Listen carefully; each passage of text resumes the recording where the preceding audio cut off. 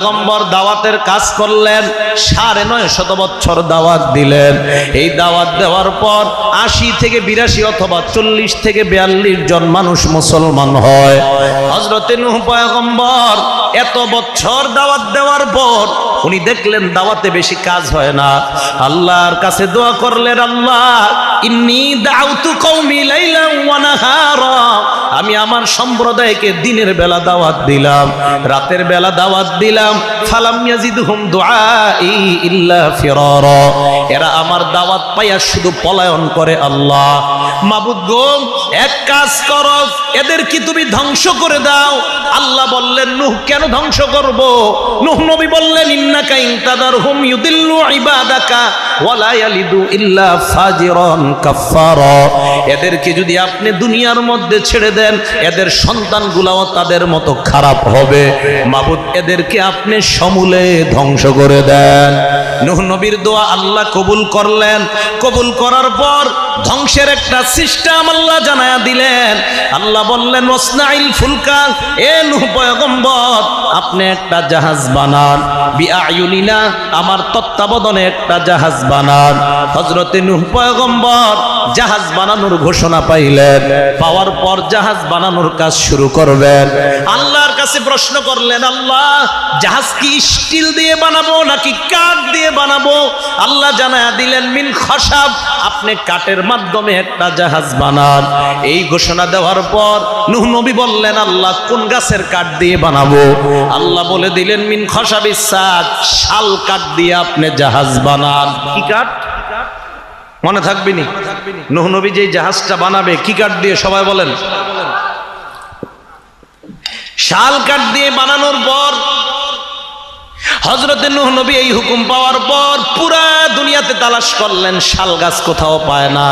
আল্লাহর কাছে দোয়া করলেন, আল্লাহ আমি শাল গাছ কোথাও পাই না, কি করতে পারি? আল্লাহ এবার জিব্রাইলের মাধ্যমে শাল গাছের চারার ব্যবস্থা করে দেয়। ইতিহাস মনে রাখবেন, দুনিয়াতে সর্বপ্রথম শাল গাছ নূহ নবীর জামানা থেকে দুনিয়াতে শুরু হয়। হযরতে নূহ নবী এবার শাল গাছ বড় হওয়ার অপেক্ষা করলেন। এক বর্ণনায় ২০ বছর অপেক্ষা করলেন, গাছ বড় হতে হবে তো। আরেক বর্ণনায় ৪০ বছর, আরেক বর্ণনায় ১০০ বছর। ২০ বছর অপেক্ষা করার পর শাল গাছ যখন বড় হয়, এবার শাল গাছ কাটলেন।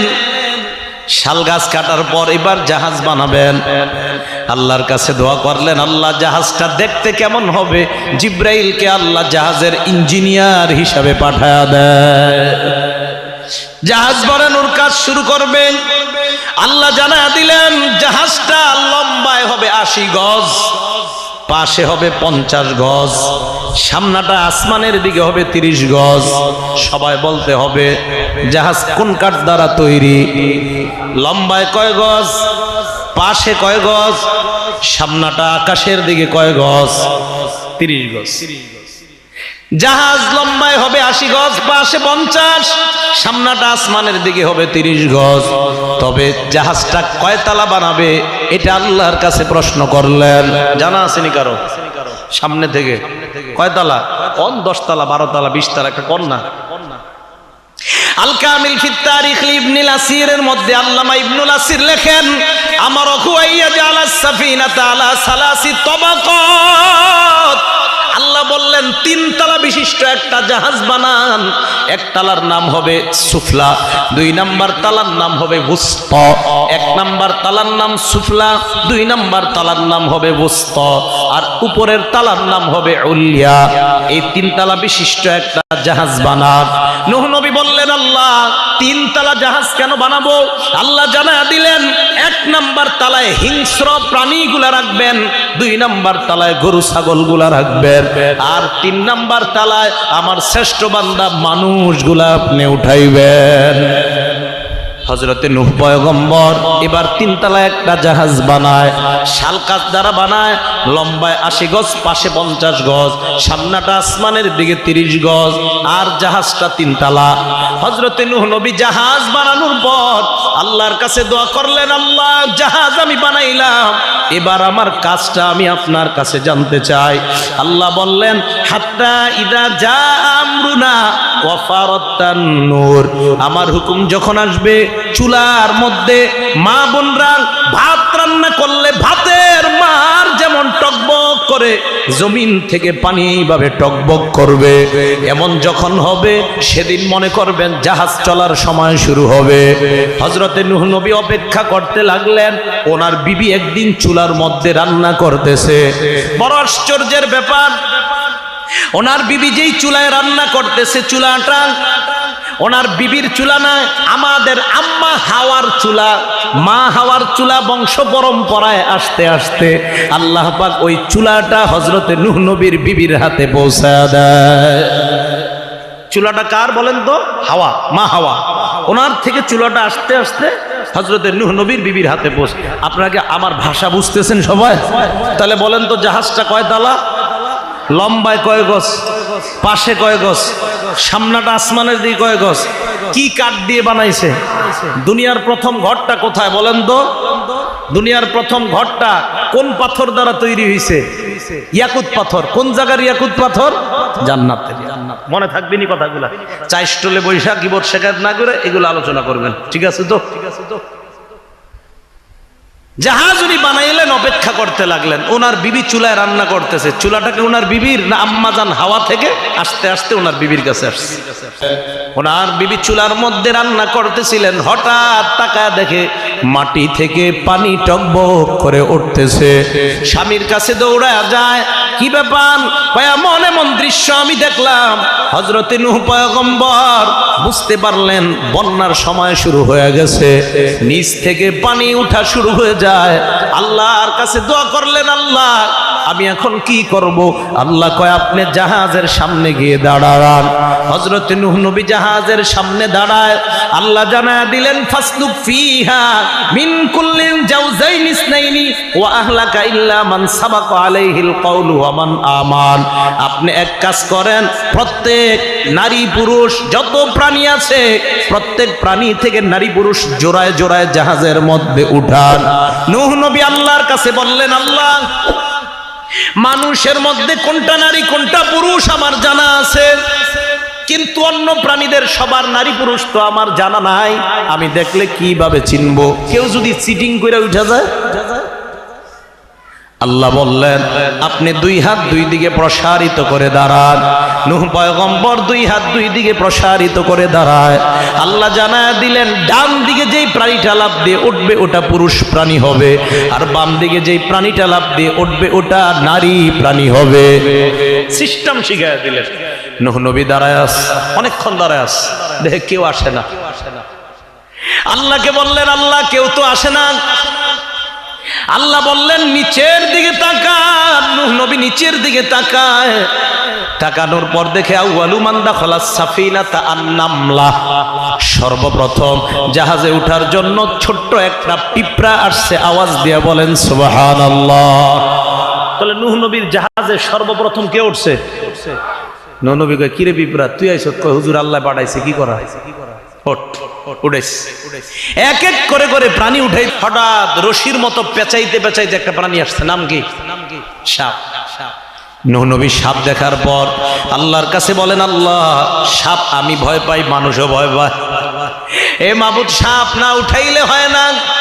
আল্লাহ বললেন, না সাপ উঠাইতে হবে। সাপ যদি না থাকে সাপের বংশ বিস্তার কিভাবে হবে? সাপে আমি আল্লাহ বিষ দান করলাম, জাহাজে যতদিন থাকবে ততদিনের জন্য আমি তার বিষ দূর করে দিলাম। সাপ উঠায়, উঠানোর পর অন্য প্রাণীগুলো আসতেছে। হঠাৎ বনের রাজা সিংহ আসছে। নূহ নবী কয়, আল্লাহ সিংহ মানুষও ভয় পায়, গরু ছাগলও ভয় পায়, এটারে উঠানোর কোনো দরকার নাই। আল্লাহ বললেন, না না কোনো সমস্যা নাই, সিংহের মাথায় আপনি হাত দেন। হযরতে নূহ নবী সিংহের মাথায় হাত দেয়। হাত দেওয়ার পর আল্লাহ বললেন, কি বুঝলেন? কয়, মাবুদ সিংহের মাথা গরম। আল্লাহ বলেন, না না এটা গরম না, এটা হলো একটা রোগ, এই রোগের নাম হলো আল হুম্মা। হুম্মা শব্দের অর্থ হলো জ্বর। দুনিয়ার ইতিহাসে কোনো মানুষের সর্বপ্রথম জ্বর হয় নাই। দুনিয়ার ইতিহাসে সর্বপ্রথম ওই নূহ নবীর জাহাজে যেই সিংহটা উঠছে, ওই সিংহের শরীরে আল্লাহ সর্বপ্রথম জ্বর নামক রোগটা দান করছে। এর আগে দুনিয়াতে কোনো মানুষের জ্বর হয় নাই। আরেকটা ইতিহাস জানলাম আমরা, দুনিয়াতে সর্বপ্রথম জ্বর কোনো মানুষের হয় নাই, নূহ নবীর জাহাজের ওই সিংহের শরীরে হইছে। কয় মাবুদ জ্বর হইলে কি হবে? কয়টা এমন একটা রোগ যার কারণে দুর্বল হয়ে যায়। জাহাজ যতদিন চলবে সিংহের জ্বর থাকবে, দুর্বলতার কারণে কারো উপর আক্রমণ করতে পারবে না। এক এক করে সব প্রাণীরা উঠছে। উঠার পর সর্বশেষ যেই প্রাণীটা জাহাজে উঠার জন্য আসছে, আখিরু মান দাখালাস সাফিনাতাল হিমার, একটা গাধা আসছে সর্বশেষ জাহাজে উঠার জন্য। আওয়াজ দিয়ে বলেন সর্বপ্রথম কে আসছিল? সর্বশেষ কে আসছে? মজার ব্যাপার, গাধা যখন জাহাজে উঠছে, গাধার বুক জাহাজের মধ্যে উঠছে, পিছনের অংশ আর জাহাজের মধ্যে ওঠে না। নূহ নবী ডাক দিয়ে বললেন মালাকা ইয়া হিমার, এ গাধা কি হইল? কেন পরিপূর্ণভাবে জাহাজে প্রবেশ করো না? গাধা জবাব দেয়, হুজুর আমার কোনো দোষ নাই, ভালো করে আপনি একটু নিচের দিকে তাকান। হযরতে নূহ নবী জাহাজের বাহিরে একটু তাকায়, দেখলেন জাহাজের বাহিরে দেখে তাআল্লাকু বিদানাবিহি ইবলিস, গাদার লেজের মধ্যে ইবলিস ধরে রাখছে। কে ধরে রাখছে? ইবলিস। তো ইবলিস ধরে রাখার কারণে নূহ নবী কয় মালাকা ইয়া ইবলিস লিমা তাআল্লাকতা বিদানাবিল হিমার, কি রে ইবলিস তুই গাদার লেজে কেন ধরছস? ইবলিস কয় প্রশ্নটা আল্লাহরে করেন। কারে? কে কয়? ইবলিস। তো নূহ নবী আল্লাহর কাছে প্রশ্ন করলেন, আল্লাহ লিমাযা তাআল্লাকা ইবলিস বিদানাবিল হিমার ক্বালা লি আন আসআলাকা বিফদলিল্লাহি আজি আলা সুআলি। আল্লাহ ইবলিস কেন গাদার লেজে ধরছে? আমারে বলছে আপনারে প্রশ্ন করার জন্য, মেহেরবানি করে প্রশ্নের জবাব দেন। আল্লাহ জানায়া দিলেন নূহ পয়গম্বর, আমি ইবলিসকে কিয়ামত পর্যন্ত হায়াত দান করেছি, ওয়াদা করেছি কিয়ামত পর্যন্ত হায়াত দেওয়ার ওয়াদা করলাম। ইবলিস যদি বন্যায় ডুবে মরে যায়, আমি আল্লাহর ওয়াদা ঠিক থাকবে না। এই জন্য আপনি ইবলিসকেও জাহাজের মধ্যে উঠায় নেন। হযরতে নূহ পয়গম্বর ইবলিসকেও জাহাজের মধ্যে উঠায়। জোরে বলতে হবে, গরুর লেজ আছে না নাই? কুত্তার লেজ আছে না নাই?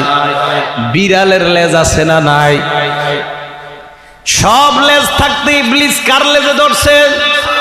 আওয়াজ দিয়া বলেন কার লেজে ধরছেন? এর মানে মনে রাখবেন, ইবলিস যাদের লেজে ধরে তারা গাধা হয় সাধারণত। কোরআনের বিরুদ্ধে, হাদিসের বিরুদ্ধে, ইসলামের বিরুদ্ধে যারা কথা কয়, কোনো সন্দেহ নাই এদের লেজে ইবলিস ধরছে, কারণ তারা ইন্টারন্যাশনাল গাধা। কে ধরছে লেজে? ইবলিস কার লেজে ধরে? কোরআনের বিরুদ্ধে যারা কথা কয় তাদের লেজে কে ধরে? আর আমরা জানি ইবলিস কার লেজে ধরে। তাহলে যারা মসজিদ মাদ্রাসা কোরআনের বিরুদ্ধে কথা বলে তারা কি বলেন তো? গাদার লেজে ধরে কে? মনে থাকবে নি? তো জাহাজে উঠছে গাদা, উঠার পর নিচ থেকে পানি উঠার শুরু হয়, প্রচুর পরিমাণ পানি হয়, আসমান থেকেও পানি পড়া শুরু হয়। এত পরিমাণ দুনিয়ার মধ্যে পানি হয়, দুনিয়ার সবচাইতে উঁচু পাহাড় মাউন্ট এভারেস্ট, ওই পাহাড়ের উপরে 15 গজ পরিমাণ পানি হয়। দুনিয়ার সবচাইতে উঁচু পাহাড়, ওই পাহাড়ের 15 গজ উপরে পানি হয়। এত পরিমাণ পানি দুনিয়ার মধ্যে হয়। আপনাদের প্রশ্ন, হুজুর কাবা ঘরের সাথে এই যে ঘটনা বললেন, ঘটনার কি সম্পর্ক? হযরতে নূহ নবীর জামানায় কি সম্পর্ক দেখেন। নূহ নবী জাহাজের মধ্যে উঠলেন, জাহাজ চলা এখন শুরু হবে। আল্লাহর দরবারে দোয়া করলেন, আল্লাহ জাহাজ চালাবো, জাহাজের ইঞ্জিলের কোনো ব্যবস্থা নাই। আল্লাহ বললেন ইঞ্জিল দরকার নাই, আপনি জাহাজের মধ্যে যখন উঠবেন, ক্বালারকাবু ফিহা বিসমিল্লাহি মাজরিহা ওয়া মুরসাহা ইন্না রাব্বী লাগফুরুর রহিম। এই দোয়াটা পড়বেন, পড়ার পর দেখবেন অটোমেটিক জাহাজ চলা শুরু হয়ে যায়। হযরতে নূহ পয়গম্বর জাহাজের মধ্যে উঠার পর জাহাজ চলা শুরু হয়ে যায়। পুরা দুনিয়ার মধ্যে আমাদের এই এলাকায় জাহাজ আসছে, পুরা দুনিয়ার মধ্যে জাহাজটা 6 মাস পর্যন্ত চলছে। কয় মাস? 6 মাস চলতে চলতে জাহাজ যখন নাকি দুনিয়ার প্রথম ঘর কাবার এলাকার মধ্যে যায়, যাওয়ার পর দেখে কাবা শরীফটা আর দুনিয়ার মধ্যে নাই। কি ব্যাপার, কাবা কোথায় গেল? আল্লাহ জানা দেয়, দুনিয়ার প্রথম ঘর কাবা, যেই কাবা আমি জান্নাতের ইয়াকুত পাথর দ্বারা বানাইলাম নূহ নবীর বন্যার সময়, ওই কাবাটা জিব্রাইলের মাধ্যমে আমি 4 নাম্বার আসমানে উঠায় নিলাম। কয় নাম্বার আসমানে? তাহলে বন্যার সাথে প্রথম ঘরের সম্পর্ক আছে। হযরত নূহ নবী তাকায় দেখেন, যেই জায়গায় কাবাটা জাহাজ মানুষ ভর্তি, পুরা জাহাজটা নিয়ে অটোমেটিক ওই জায়গাটা জাহাজ 7টা চক্কর লাগায়া দেয়। জাহাজ 7 চক্কর দেওয়ার পর এবার জাহাজ চলতে চলতে জুদি পাহাড়ের উপর গিয়ে জাহাজ থামছে। জাহাজ থামার পর আল্লাহ বললেন, ইহবিত বিসালামিন মিন্না ওয়া বারাকাত, আপনি নিরাপদে এবার জমিনের মধ্যে নামেন। হযরতে নূহ নবী চিন্তা করলেন, দুনিয়াতে নামার আগে একটু পরীক্ষা করা দরকার, পানিগুলা শুকাইছে কিনা। কাককে ডাক দিলেন, আপনাদের দেশে মনে হয় কাউয়া কয় বা কাক কয়, কাক আর কাউয়া চিনি তো আমরা। নূহ নবী ডাক দিয়ে বললেন, এ কাক, তুই দুনিয়ার মধ্যে যা, যাওয়ার পর দেখবি পানি শুকাইছে কিনা। কাক দুনিয়াতে আসছে, আসার পর কাক আর যায় না। দুনিয়াতে আসছে, নূহ নবীর কাছে আর যায় না। নূহ নবী চিন্তায় পড়ে গেলেন, এত আগে কাক আমি পাঠাইলাম, এখনো কেন আসে না। কবুতরকে ডাক দিয়ে বললেন, কবুতর, দুনিয়ার মধ্যে যাও, দেখবা পানি শুকাইছে কিনা। কবুতর আসছে, আইসা তাড়াতাড়ি সংবাদ দিছে, হুজুর পানি শুকাইছে। একটু পর কাকও আসছে। কাক আসার পর নূহ নবী বললেন, মা লাকা ইয়া গুরাব লিমা তাখারতা, কিরে কাক, তুমি কেন দেরি করলা? কাক জবাব দেয়, আল্লাহর পয়গম্বর, মেহেরবানি করে আমাকে মাফ করে দেন। আমি দুনিয়াতে গেলাম, যাওয়ার পর গরু পচা দেইখা লোভ সামলাইতে পারি নাই, গরুর উপর বইসা আমি ঠরকানো শুরু করে দিলাম। হযরতে নূহ নবী তাকায়া বলেন, এ কাক, কিয়ামত পর্যন্ত মানুষের সাথে তোমার বসবাস সম্ভব নয়। আর কবুতরকে বললেন, কবুতর, কিয়ামত পর্যন্ত মানুষ একটা ঘরে ঘুমাবে, পাশের ঘরে ছোট্ট তোমার জন্য ব্যবস্থা করে রাখবে। আপনাদের এলাকায় কাক কেউ পালে? কবুতর? ওই যে নূহ নবী বলছে তাই। তাহলে এবার আসেন, বন্যার সময় দুনিয়ার প্রথম ঘর কাবা আল্লাহ কয় নাম্বার আসমানে উঠাইছে? এখন প্রশ্ন, হুজুর তাহলে কাবা আর দুনিয়াতে নাই? এরকমই তো ব্যাপারটা, কাবা দুনিয়াতে নাই, আসলেই নাই। হযরত নূহ নবীর পর হযরত হুদ আলাইহিস সালাতু ওয়াস সালাম যখন কাবার কাছে গেছে তওয়াফ করার জন্য, কাবা শরীফ তালাশ করে পায় না। হযরতে নূহ নবী ওই কাবা অনুমান করে তওয়াফ করে নেয়। এরপর হযরতে সালেহ নবী, উনিও কাবা তওয়াফ করার জন্য যায়, উনিও তালাশ করে কাবা পায় না, উনিও একটা অনুমান করে তওয়াফ করে চলে আসে। তাহলে নূহ নবীর পরে ইব্রাহিম নবীর আগে দুনিয়াতে 2 জন নবী আসছে, একজনের নাম হুদ, আরেকজনের নাম সালেহ নবী। এই 2 জন কাবায় হজ করার জন্য যাওয়ার পরেও কাবা তালাশ করে পায় না।